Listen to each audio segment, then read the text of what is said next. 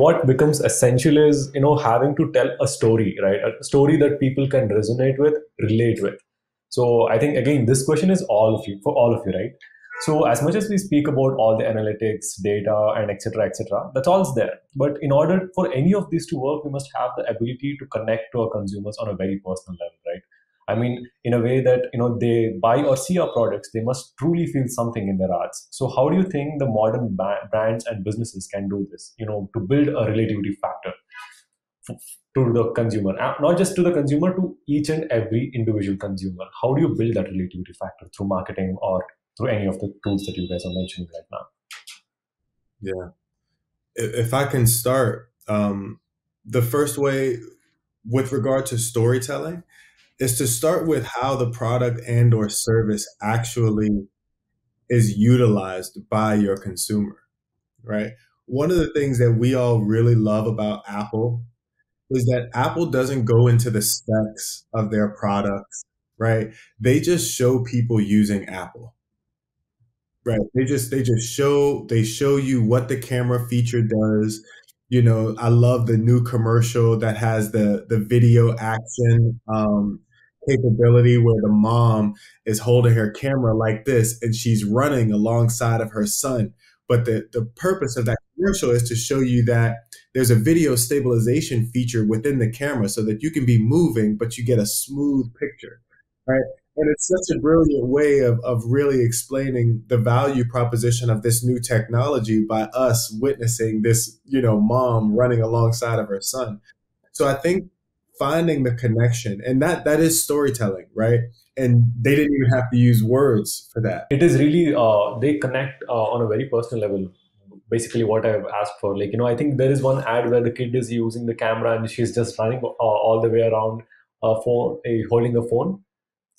I think, yeah, that ad is also good, and also the Get a Mac campaign was very successful because there was PC and there was Mac, and they were just telling the stories to each other. I don't know if you guys have seen this, but yeah, that was a very successful campaign from Apple. And Mac came out with personalization. That's kind of where that came from. We went from this standardized cookie cutter, computers are really only for people that work in the business sense, to now computers are for students and computers are for creators. And if you're somebody who has an individual style, you can personalize your computer to your style.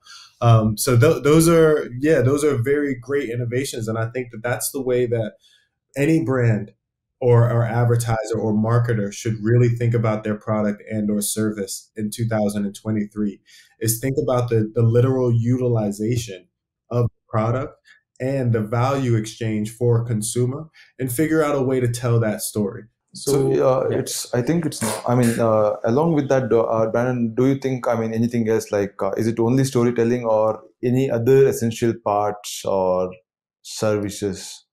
Okay, I was just gonna say the other part is it's highlighting the value of said product, right? So storytelling is great. Yeah, you can tell a great story that just doesn't resonate, right? Or yeah, that's a good story, but it doesn't make sense for me. But that's different than telling a story about, this is my product, this is how my product works. I know, Kushal, that you have a product that's specifically around billing. Yes. If you were to do a 30-second YouTube ad, right? You could do that billing ad where you're literally walking someone through the platform and showing them how easy it is to actually submit these expenses on the platform. Yeah, yeah. You could also do a separate ad entirely that's two colleagues communicating, and the one saying, "Oh, I already did that done. I already got that done. I used this, this billing platform that was super easy." And then that's also communicating the utility of the product without showing the product. In both instances, you're using storytelling to demonstrate how the product is used and how it's beneficial to a consumer. The difference is how you actually display it, right? One instance, it could be a human being talking about the benefits of using said service. The other one could just be showing them how easy it is to use. And I think that, Apple is kind of dabbling, but just to use them as an example, because we did before, they're kind of dabbling between the two, where some of their commercials are the consumer actually using the product, right? The other commercial for the Apple iPhone 14 Max Pro, I think is just the phone on the screen, and they're showing you all the enhancements, right? The camera feature opens up to that band, you turn it this way, it does this. They're just showing you the features. So both of those are, yeah, both of those are exactly what we're talking about, right? You either use a consumer or you use the device itself to show you how it actually operates. So I think for any particular brand, marketer, advertiser, it's about thinking about how your product is used and how can you communicate that to your particular audience in a way that's very succinct and that's almost fail-proof. I ordered a new MacBook, okay, just 2 days ago. I just bought it. Macs are really intense, right? Like they have a lot of features. You want to know what directions came with my MacBook? This one page. These people are really minimalistic, right? This is what the MacBook came with. That MacBook can do any. People are running entire businesses. They're managing countries off of MacBooks, but they've simplified the product down to a way that all you have here is what's necessary. Other things will be intuitive, and then on the platform, on the product itself, are video tutorials that show you how to do everything, right? And then they rely on those YouTube videos of people doing reviews and things like that to help educate you further. But it's a simplicity structure. And Apple didn't used to do this. I've been buying Macs for a long time. It didn't used to come with only this one piece of paper, right? But they're recognizing not only in a sustainability mindset, right, of us not being wasteful in society, but as it pertains to the vital information about what a customer needs to know in order to have success, you have to simplify that message.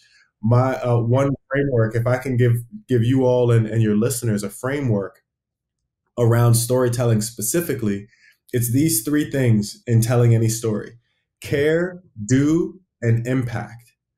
What should your consumer care about? What are you trying to communicate? What should they do about the information that you are giving them? And then what impact will that action have? Right?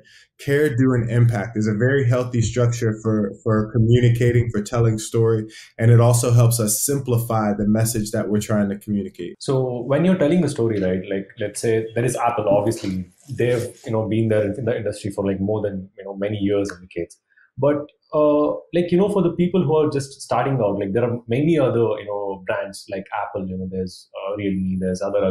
I don't know if you've heard of these brands. But when you tell a story, how do you stand out? Like with the story itself or with the commercial itself, how important and necessary it is to stand out with your story from all the others? Like how do you design that? Yeah, it's deep research and consideration about your offering, right? Every company has something unique, even if the business that they have is the exact same as somebody else's business. If I might give you an example, Manoj and I previously worked at a location advertising technology company, right? We specifically used location signals to serve the ads. Now, there were about 5 or 6 other players that do the exact same thing, right, Manoj? In addition to the big dogs like the Googles and the Trade Desk who can do the same thing that we were doing.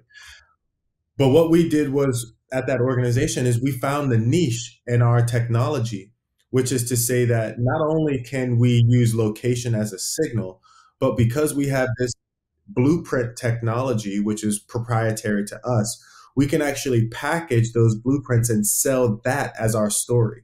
So no longer were we going to Walmart and say, hey, we can target anybody who lives at Walmart or anyone who lives in this specific zip code near a Walmart.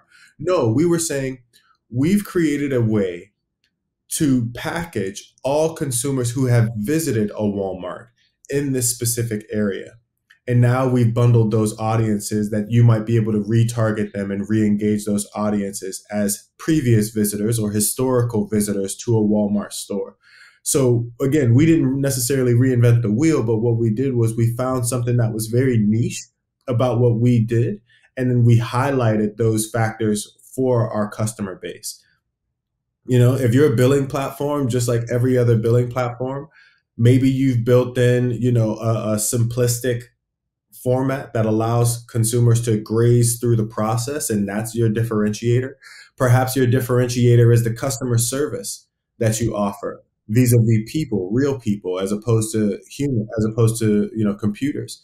Um, any one of these things can be highlighted as a niche and as a business differentiator.